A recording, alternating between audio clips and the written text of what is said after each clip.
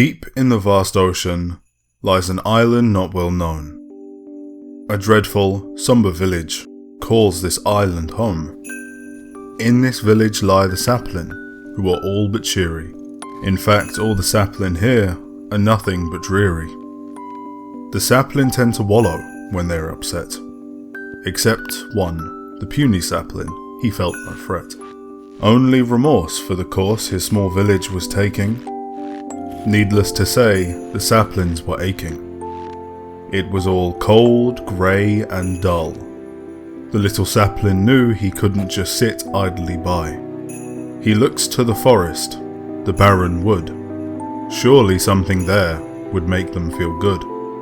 He gathers his courage and puts on a brave face to find something to cheer up his sorrowful race.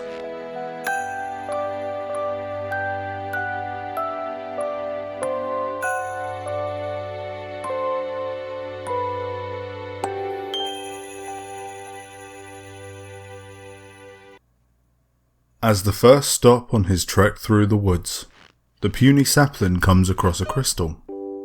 A great, large crystal, which shone like the sun. The Saplins would marvel at its lustre and glimmer. He was set, this crystal was a winner. Oh, but this great, large crystal, which shone like the sun, unfortunate to say, it weighed a ton. His little arms would not be enough to lug this gem back to town. And with that news, he gave up with a frown. Dejected, he continues his search. And what's that he hears? It sounds like a hearth.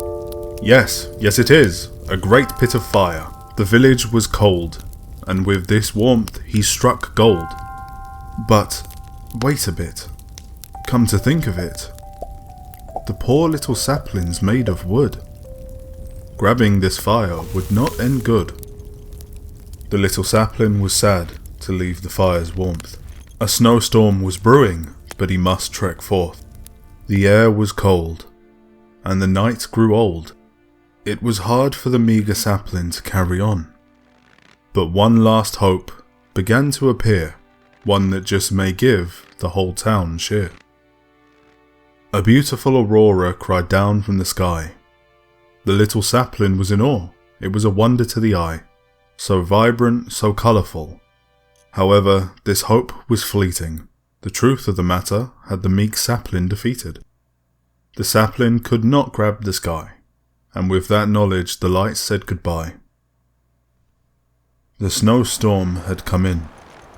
The little Saplin had turned cold, grey and dull. All things seemed lost.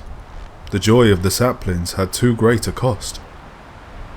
The little Saplin had succumbed to the frost.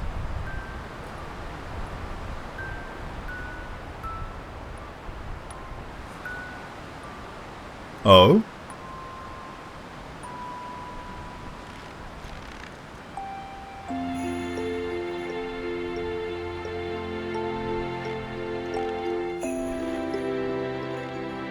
These were perfect. These lights shone like a crystal. They were warm like fire, and they were colourful like the sky.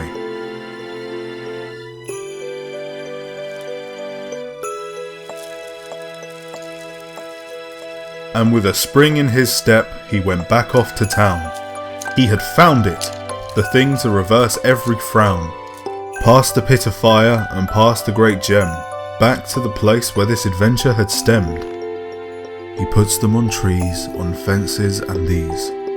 He lights up the village for all the sad Saplins. Then they emerge to see what has happened. And the Saplins, they were alight.